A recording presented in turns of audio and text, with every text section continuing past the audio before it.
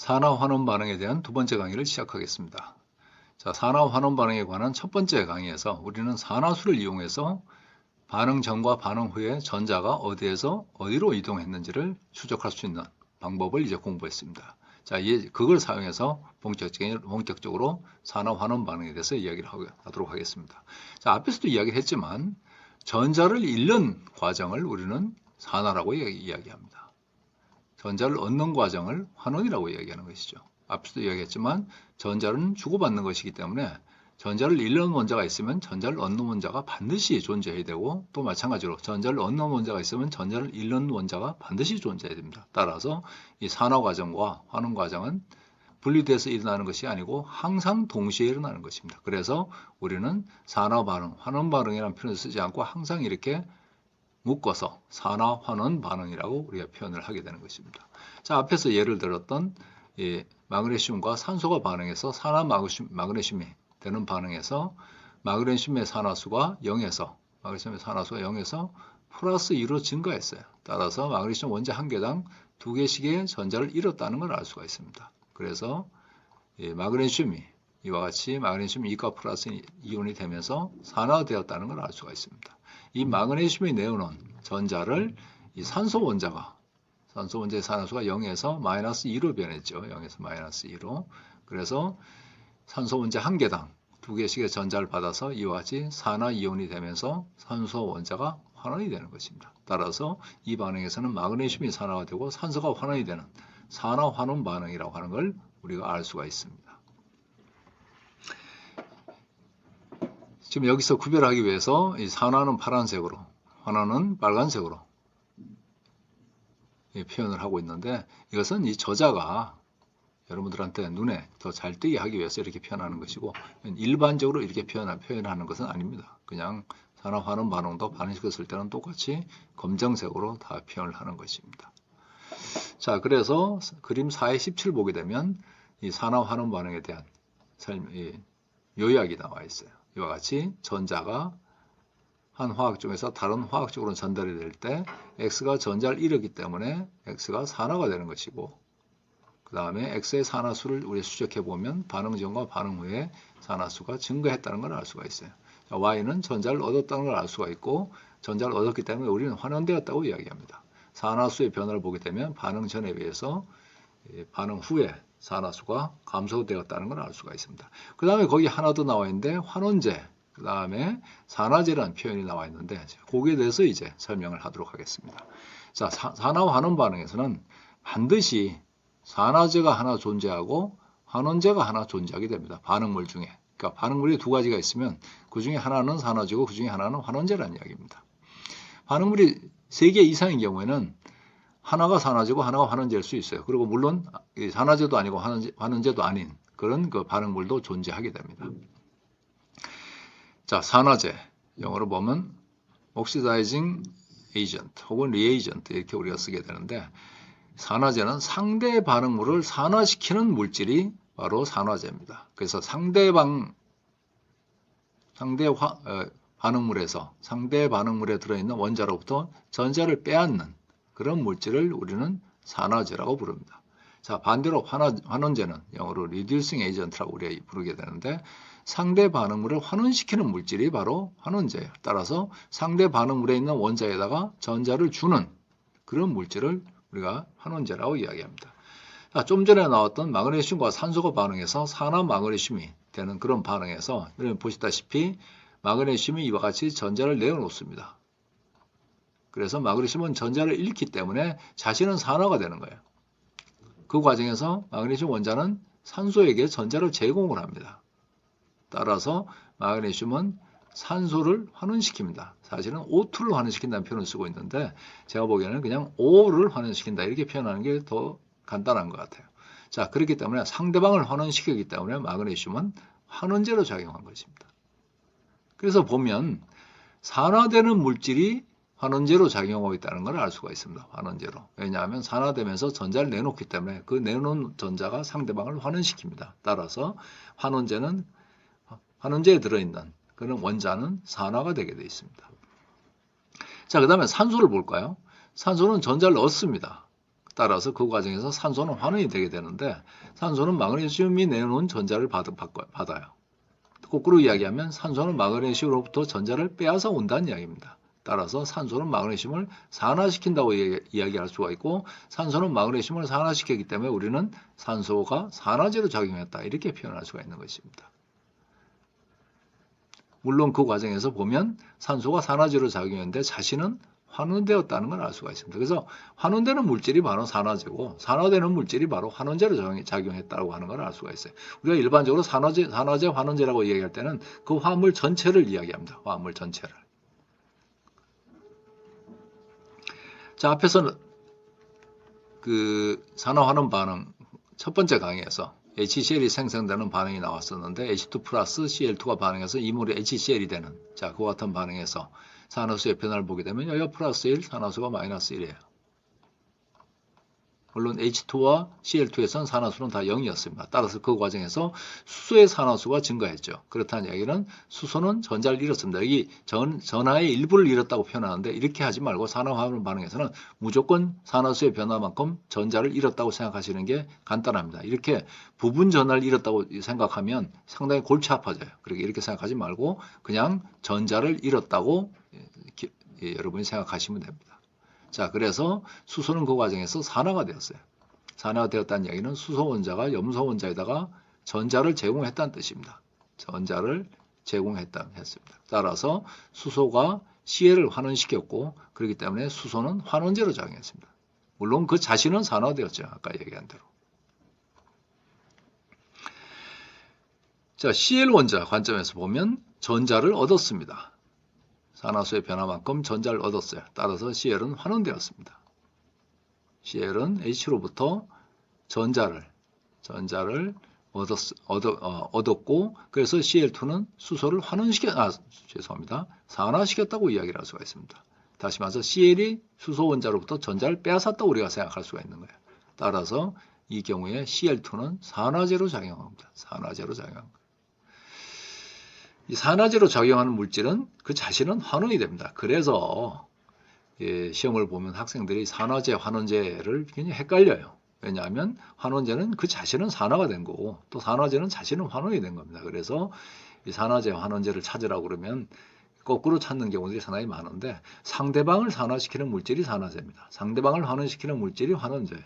그래서 상대방이 산화되었냐, 환원되었냐를 가지고 산화제, 환원제를 찾으면 훨씬 더 실수를 피할 수 있을 것 같습니다. 그래서 그림 4의 17로 돌아가 보면 X가 전자를 잃었고 또 다른 표현으로 전자를 제공했어요. 그렇기 때문에 제공한다는 얘기는 상대방을 환원시킨다는 뜻입니다. 따라서 X가 환원제로 작용했다고 하는 걸 알 수가 있습니다. 반대로 Y는 상대방으로부터 전자를 얻었기 때문에 산화제로 작용한 걸 알 수가 있어요. 이렇게 해서 산화제와 환원제라고 하는 용어도 여러분들이 확실히 기억하시기 바랍니다. 산화-환원 반응에서는 반드시 산화제와 환원제가 한 가지씩은 존재하게 되는 것입니다. 산화제, 환원제가 없이 산화-환원 반응이 될 수는 절대로 없습니다. 절대로.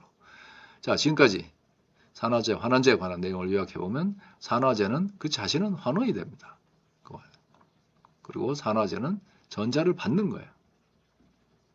그래서 자신은 환원이 됩니다. 그러면서 상대방으로부터 전자를 빼앗아서 자신은 환원이 되지만 상대방을 산화시키게 되는 것이죠. 그 다음에 환원제는 자신은 산화되는 것입니다. 그래서 상대 반응물에게 전자를 주는 거예요. 그래서 환원제는 상대방에게 전자를 줍니다. 따라서 자신은 전자를 잃고 상대방에게 전자를 줘서 상대방을 환원시키는 물질이 바로 환원제인 것입니다. 자, 조금 산화, 환원, 전자를 주고 받고 그 다음에 산화제, 환원제 이런 말들이 좀 헷갈리긴 하지만 한번 여러분들이 전자의 이동을 가지고 개념을 확실히 잡아놓으면 그 다음부터는 전혀 헷갈릴 일이 아닙니다. 자, 예제 4의 18에서는 산화환원 반응인지를 판단을 하고 그렇다면 산화환원 반응이면 산화제가 어느 거고 환원제가 어느 건지를 찾아내는 그런 예가 3개가 나와 있습니다. 자, 먼저 A번 해보죠. A번의 예는 황산 속에 묽은 황산 속에 알루미늄 금속을 집어넣으면 알루미늄이 산화가 되면서 수소기체가 발생하는, 알루미늄이 녹아 들어가면서 수소기체가 발생하는, 자, 그와 같은 반응입니다. 자, 먼저 이제 균형 방식을 쓰고, 균형 방식을 이와 같이 써놓고, 그 다음에 산화수를 부여해야 돼요. 자, 알루미늄 금속은 원소 상태이기 때문에 산화수가 0입니다.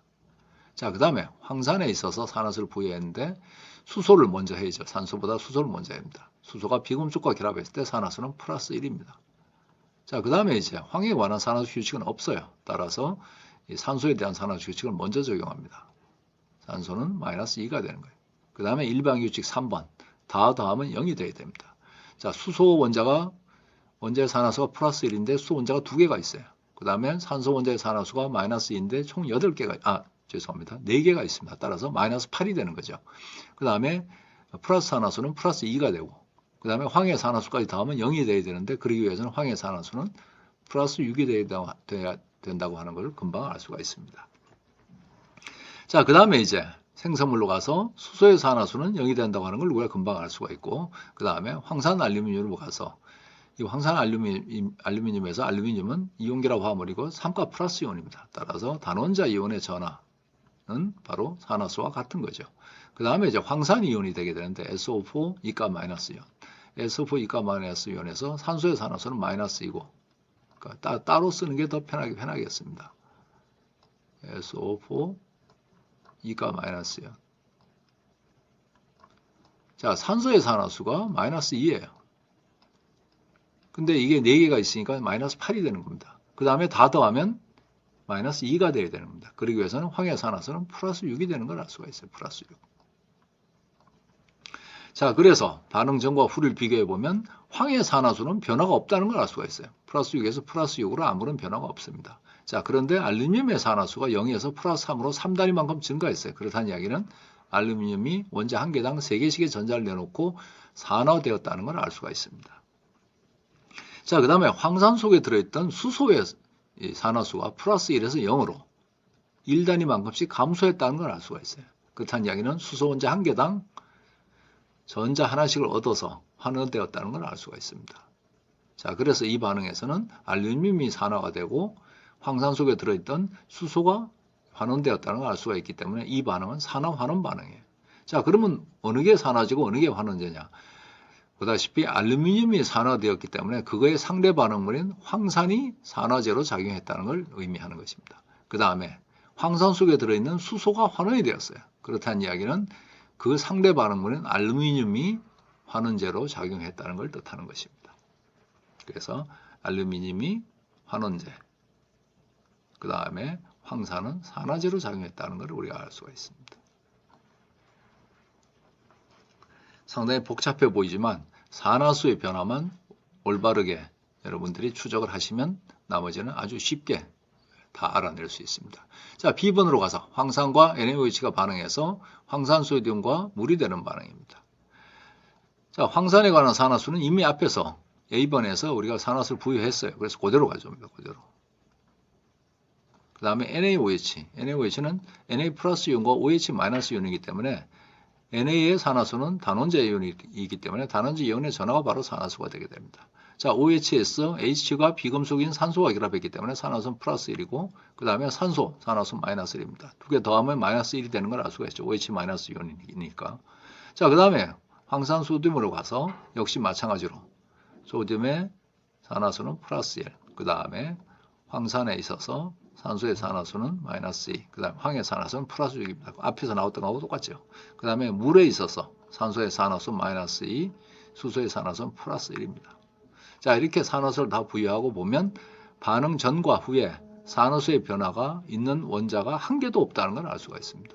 따라서 이 반응은 산화환원 반응이 아니에요. 이 무슨 반응입니까? 산염기에서 나왔던 산염기 반응이라고 하는 걸 알 수가 있습니다. 중화 반응이에요. 아레니수의 산염기 정의에 의한 산염기 반응입니다. 그래서 물과 염이 생성되는 반응이죠. 물과 염이 생성되는 반응입니다. 그렇다고 해서 이 산화환원 반응이면서 산염기 반응인 건 전혀 없느냐? 있습니다. 그런 경우도 있어요. 그러나 여기서는 이 경우는 아닙니다. 이 경우는 이 반응은 산염기 반응이고 산화환원 반응은 아닙니다. 자, C번을 살펴볼까요? 자, C번에서 보면 산화납이 일산화탄소와 반응해서 납이 되고 그 다음에 이산화탄소가 되는 과정입니다. 자, PbO에서는 산소의 산화수가 마이너스이고 일반 3번 규칙을 적용하면 0이 돼야 되기 때문에 납의 산화수는 플러스 2가 됩니다. 자, 그 다음에 일산화탄소 역시 마찬가지로 산소의 산화수 마이너스 2, 탄소의 산화수는 다 더하면 0이 돼야 되니까 플러스 2가 됩니다. 자, 금속 납은 원소 상태이기 때문에 산화수가 0이에요. 그 다음에 이산화탄소는 산소의 산화수가 마이너스 2, 그 다음에 일반 규칙 3번 적용해서 다 더하면 0이 돼야 되니까 탄소의 산화수는 플러스 4가 됩니다. 따라서 반응 전과 후를 비교해 보면 탄소의 산화수가 2단위만큼 증가했다는 걸 알 수가 있습니다. 그렇다는 이야기는 탄소 원자 한 개당 2개씩의 전자를 잃고 산화되었다는 걸 의미하는 것이죠. 그 다음에 납을 보게 되면 산화수가 플러스 2에서 0으로 2단위만큼 감소했다는 걸 알 수가 있습니다. 그렇다는 이야기는 납 원자 한 개당 2개씩의 전자를 얻어서 환원되었다는 걸 알 수가 있습니다. 따라서 이 반응은 산화환원 반응이에요. 이게 납을 우리가 반응시켜서 납을 환원시키는 바로 그 대표적인 반응입니다. 자, 그러면 보면 일산화탄소 속에 들어있는 탄소가 산화가 되었어요. 그러면 산화제는 그 상대 반응물인 PbO가 산화제가 되는 것입니다. 여기 지금 Pb가 산화제라고 되는데 이건 잘못된 겁니다. Pb가 아니고 산화제라는 말을 할 때는 화합물 전체를 이야기하는 것입니다. 따라서 PbO가 산화제입니다. PbO가. Pb가 산화제라는 표현은 적절하지 않습니다. 물론 Pb가 전자를 내놓지만 Pb를 포함하고 있는 화합물 자체를 우리는 산화제라고 이야기합니다. 왜냐하면 이 제라는 용어가 물질이라는 뜻이에요. 물질. 그렇기 때문에 화합물 전체를 가지고 표현하는 게 맞습니다. 자, 그 다음에 PbO 속에 들어있는 Pb가 환원이 되었기 때문에 그거의 상대 반응물인 일산화탄소 CO가 환원제로 작용했습니다. 환원제입니다. Pb는 이렇게 되는데 Pb는이 아니고 PbO는입니다. PbO는 산화제로 작용한 것입니다. 자, 앞에서도 우리가 산화환원 반응이 아닌 그런 반응을 살펴봤지만 산화환원 반응이 아닌 그런 예들을 여기에 더 소개를 하고 있어요. 자, 이제 침전 반응인 경우에 침전 반응의 예를 들고 있는데 탄산소듐과 그 다음에 염화칼슘 반응에서 탄산칼슘의 침전이 생기고 NaCl이 생성되는 자, 이와 같은 반응에서 산화수 변화를 한번 보게 되면 자, NaCO3에서 소듐은 플러스 1가 이온, 이온결합 화합물에서 플러스 1가 이온이에요. 그 다음에 탄산이온은 마이너스 2가 이온인데 산소의 산화수가 마이너스입니다. 근데 탄산이온의 산화수가 전하가 마이너스 2가 되려면 탄소의 산화수는 플러스 4가 된다는 걸 알 수가 있어요. 그 다음에 CaCl2는 이온결합 화합물이고 다 단원자 이온으로 되어 있습니다. 칼슘 2가 플러스 이온과 Cl 마이너스 이온으로 되어 있기 때문에 단원자 이온의 전하가 바로 산화수가 되는 것이죠.